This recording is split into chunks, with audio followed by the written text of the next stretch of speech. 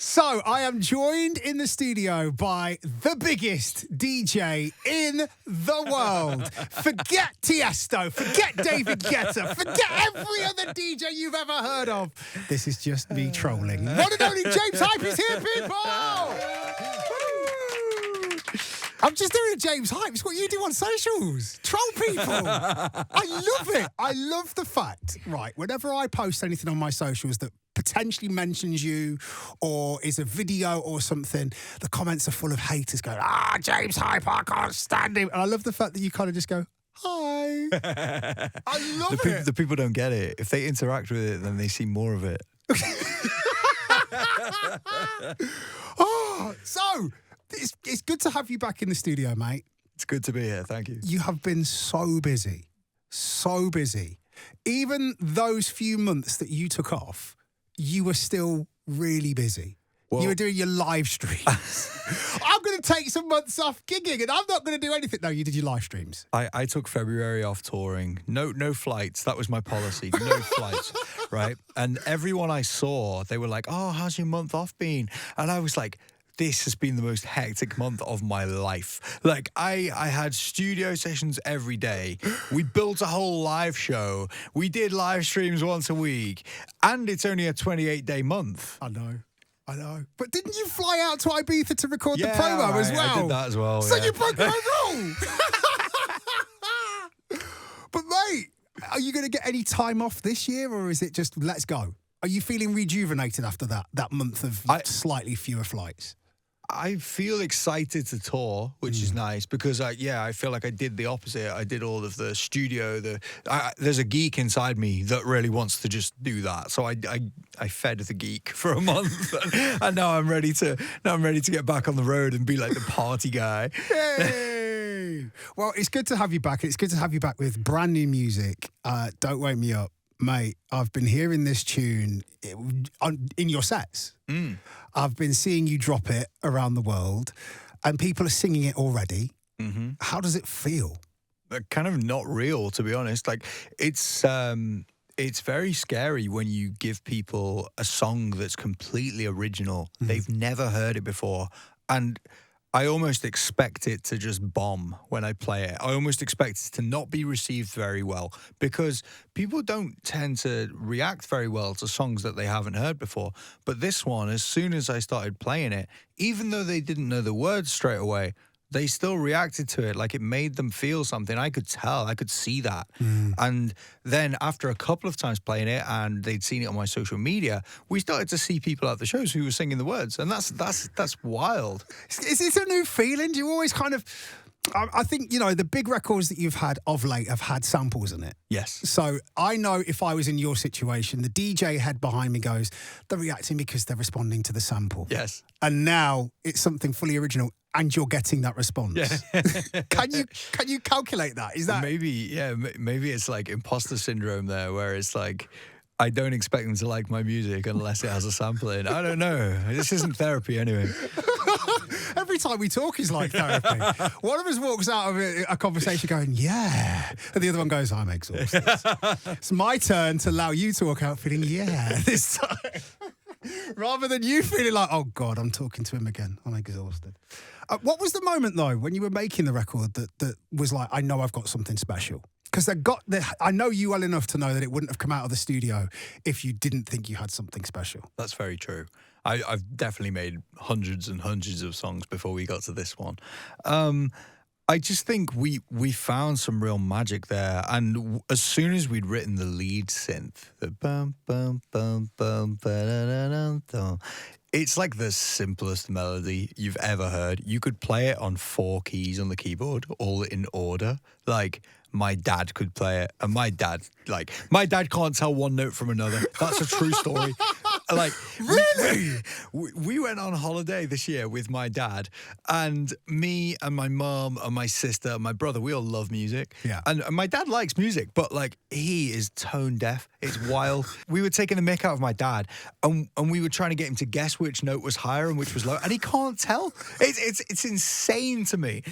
Anyway, even my dad, who cannot Even my dad, who cannot play music, would be able to play you this melody. And as soon as we had that melody paired with the song, because the song alone is nice, but the song with the melody, that for me, that feels like a dance classic. And do you know what as well? Energy-wise, this is kind of a little bit more laid back.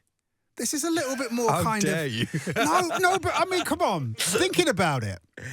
Everything that you've put out so far, you could immediately go, that is a club banger just from hearing the drums. This, it starts off here and then it finishes here. Okay, I understand. Do you know what I mean? It's a little bit, it's not a full-on at 10 all the way through the track. It builds. Yeah.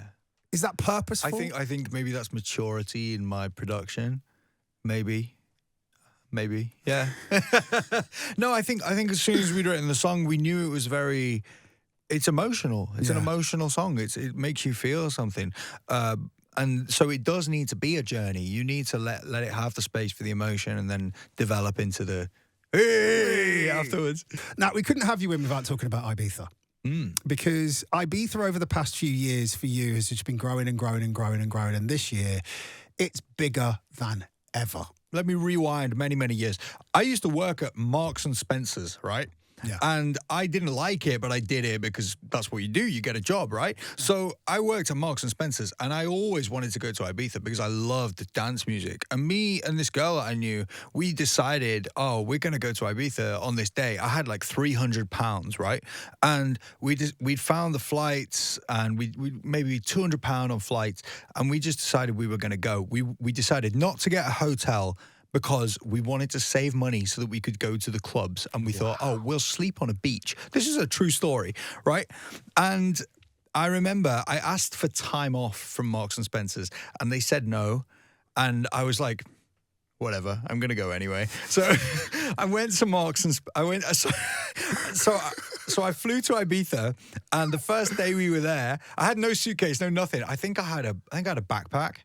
And we got to Ibiza, and we went to some little bars in Playa de Embosa because we wanted to get drinks for cheap before we went into Space. Yes. This is how long ago it was. Actual Space, which is where High is right now. So yeah, we got some pre-drinks in these bars in Playa de Embosa. I got really drunk, and then we went into Space, and I remember I ended up being sick in Space, and then we ended up I didn't last very long in Space, and then we went back to this beach in like the sort of quieter end of Playa de Embosa, like a little bit further north, and literally slept on a bench. And I remember I put my passport in my boxer shorts because I was like, if they steal anything, don't let it be the passport. And then it got to like 10 a.m. Ibiza time, which was 9 a.m. UK time, and I had to call Marks and Spencer's and tell them I was ill. Well, you didn't lie. I was ill. You were self-inflicted in Ibiza, but you were ill. Yeah, so it's like the Ibiza is the biggest deal for me because it's just, it doesn't feel real that I am one of the, like High is the #1 club in the world. Yes. There's 7 days in a week. Yes. I'm one of 7 days. That's wild. That's crazy. It's crazy. You and the Medusa boys, I'm just really excited to see it this year. I'm really excited to see what the response is. What for you, what makes High the #1 club in the world? The sound of there is phenomenal, like really phenomenal. And I've been there in the winter this year as well, and just seeing the care and attention that goes into it and everything. I don't think anyone else is doing that. Like it's phenomenal what they're putting into the venue, into the brand, and everything is a 10 out of 10. There's nothing that they haven't considered. We need to talk about Sync. Yes. So this brand new show, I mean, Medusa are going to do 3, which is the 3 of them together. Yes. Synths, live piano and DJing. Obviously, the pair of you co-headlining on Our House, you're looking at that and going, what do I do? Oh, I know. Sync. For anybody that hasn't seen this, I mean, we've been plastering it on our socials as well here at Capital Dance. What is Sync? Because I thought you didn't use Sync, James Hyde. Real DJs don't use Sync. Like, still trolling them. Even with the name, you're still trolling them. Yep. Well, for a long time, I've been trying to figure out what my live show looks like, and it's really hard because I feel like I am the live show. Now that might sound arrogant, but that's just how I feel. Yeah. And I don't want a big screen to have some amazing visual behind me that just sort of distracts from what I'm doing, because I think that there's a wow factor in what I'm doing. So I've been trying to figure out how to amplify what I'm doing instead of distract from it. And in summer 2024, we trialed out a few things like showing the waveforms of the decks on the screen, and we tried out a setup with loads of cameras on the screen. And this almost feels like the ultimate version of that, where we've taken signals from all of the decks and the mixer, and we've then routed it into a computer which can control the screens. So essentially, if I press a button on the second deck, you can see a big light up by the second deck. If I press a button on the fourth deck, you can see the same thing. And overall, when I'm doing some kind of crazy DJ routine, you're going to see all of the lights respond in real time to what I'm doing. How long did it take to make that a reality? Well, I've got to give credit to the person who really made it a reality, which that's my production manager, Joe. It was more like me sending him a load of WhatsApps like, mate, we've got to do this, make it work. Honestly, I watched a YouTube video about a guy who designs game shows, and I can't remember where. I think I was just waiting to get ready for a show or something, and sometimes when I'm touring, I'm on my own a lot, so I watch a lot of YouTube because it feels like someone's in the room with me. Yeah. And there was this guy talking about how he designs game shows, and it just sort of triggered something in my head, the idea of making LEDs do things, and I was like, wow, yeah, I think we could do this. Wow. I can't wait. I mean, just the little taster videos, they look amazing. Yeah. But I can't wait to see this. Now, James, last time you came in to see us, September last year, we asked you about some new genres that you've been testing out, and you told us, I am never going to play drum and bass. Never. Then you played a drum and bass set in Cologne. Yeah. You lie. In the words of Mark Morrison, you lied to me. Did you know you were going to do that? Or was it just one of those things where you just went, timeline. I don't remember the timeline. No, basically, I found out that they were planning to film the whole set, and I was just like, all right, let's just go for it. I just thought, I was kind of feeling a bit stagnant in the music I'd been playing, and I just thought, let me just try something. And honestly, that set should be on YouTube, but it's still not out, so I don't know why it's not out yet. I'll find out about that.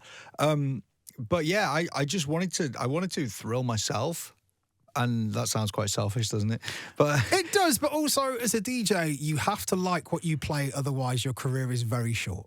That's true, yeah. You can't do it. You can't do it to the level that you do it, to the level that I do it, to the level that anyone does it if you're just playing tunes that you don't like. You have to find something in it that really energizes you. Yeah, it's not that I don't like the tunes. It's just that I felt like, okay, what am I going to do that's fresh? And it's kind of tough because, like, I have so many records that people want me to play as well. Like, there's at least 5 or 6 songs that I've made that people want to hear in every set. Sometimes more. So it's kind of hard to not play a set that sounds quite similar. And there are times of the year where I'm doing so many shows that almost does get quite boring. So yeah, I kind of seized the opportunity, and I was like, yeah, I mean, a drum and bass set is a slight overstatement. Like, it was. You played drum and bass. It was in more a set. like a multi-tempo set. Yeah. Like I didn't play much house music. It was mostly in the region of 140 to like 175. So it was up and down. There was a lot of like sort of bass music, and then some drum and bass as well. Do you ever see a time where you could just maybe, I don't know, get a drum and bass alias and start putting out D&B tunes? I don't think I'll ever have an alias. Now, this is going to backfire on me as well. Wait. Timestamp it! I'll see you in 6 months' time with my new alias. But I don't think I'll ever have an alias, because I just like to think that everything I do is completely true to me, and there would never be a scenario that an alias would be appropriate. I don't know. Do you think there's any more drum and bass in the cache? Do you think we'll actually get a drum and bass release from you? Or I've spent so long getting good at making house music. Yeah. Like, I would need help from someone else to make drum and bass that hits correctly, for sure. Yeah. So yeah, if you get drum and bass from me, there's a ghost producer in there. I know you well enough to know that if we get drum and bass from you, it's a collaboration. Yeah. There's no ghost producer. James Hype and. Yeah, that's fair. But looking ahead to the rest of the year, I've seen that your calendar is getting extremely busy. It is, yeah. Really busy. You've got the Sync show at the Brooklyn Mirage in America. Yes. You've got Vegas. Yes. You've obviously got every Monday at High in Ibiza. Is there one show on the horizon that you're most looking forward to?